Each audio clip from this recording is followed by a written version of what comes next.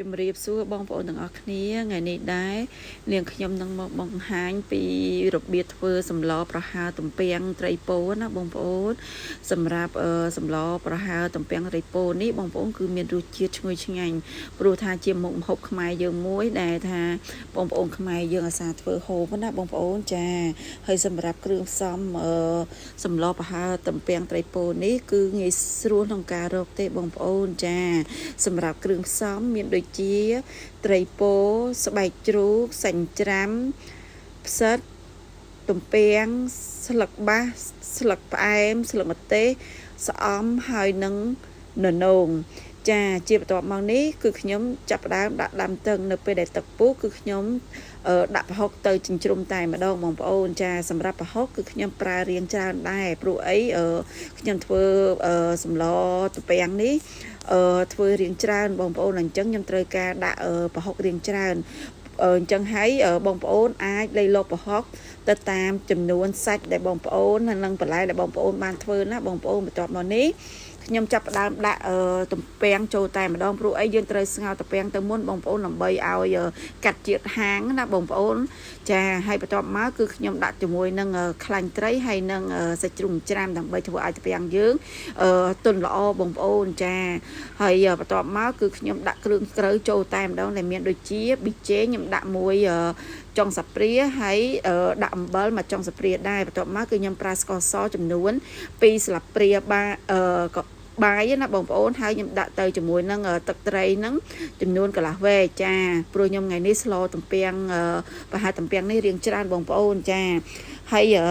សម្រាប់សម្លទំពាំងនេះគឺយើងត្រូវការរៀងរសជាតិរៀងដិតណាបងប្អូនសម្រាប់រសជាតិផ្អែមណាបងប្អូនចាបន្ទាប់មកគឺខ្ញុំដាក់ទៅជាមួយនឹងស្បែកជ្រូកតែម្ដងចាព្រោះអីស្បែកជ្រូកយើងត្រូវការរមាស់អីរៀងផុយណាបងប្អូនចាបន្ទាប់ពីខ្ញុំបានស្ងោរទំពាំងយើងបានមកសន្ទុះឲ្យកាត់ជាតិហាងហើយឲ្យបានទន់ហើយគឺខ្ញុំចាប់ផ្ដើមដាក់ទៅជាមួយនឹងត្រីតែម្ដងចាហើយសម្រាប់ស្លទំពាំងនេះដែរណាបងប្អូនអាចប្រើត្រីខុសពីខ្ញុំក៏បានដែរព្រោះតែសម្រាប់ខ្ញុំការស្លទំពាំងជាមួយនឹងត្រីពោគឺវាត្រូវគ្នាខ្លាំងណាបងប្អូនចាបន្ទាប់មកគឺខ្ញុំដាក់ទៅជាមួយនឹងផ្សិតច្បើងមុនគេបងប្អូនហ្នឹងហើយនៅពេលដែលយើងបង្ងាស់ផ្សិតច្បើងបានឆ្អិនល្អហើយយើងចាប់ផ្ដើមដាក់ទៅជាមួយនឹងននោងស្អំហើយនឹងស្លឹកបាសស្លឹកផ្អែមស្លឹកម្ទេសណាបងប្អូនចាអូខ្ញុំភ្លេចប្រាប់បងប្អូនមួយទៀតនៅក្នុងបន្លែរបស់ខ្ញុំហ្នឹងក៏មានស្លឹកនប់ដែរបងប្អូនតែបើបងប្អូនមិនចូលចិត្តស្លឹកនប់ទេបងប្អូនអាចដាក់បន្លែណាដែលបងប្អូនចូលចិត្តអញ្ចឹងណាបងប្អូនចាបន្ទាប់មកគឺខ្ញុំចាប់ផ្ដើមជ្រុំបន្លែរបស់យើង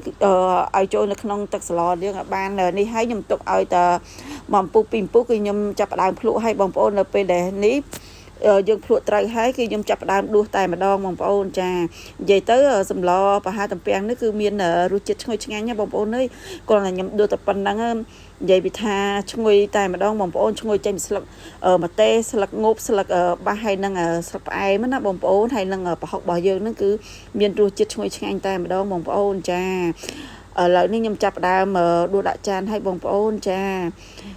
ពេលនេះវីដេអូរបស់នាងខ្ញុំក៏បានដល់ទីបញ្ចប់ដែរបងប្អូនហើយនាងខ្ញុំក៏សូមអរគុណដល់បងប្អូនទាំងអស់គ្នាដែលទស្សនាវីដេអូនេះរហូតដល់ចប់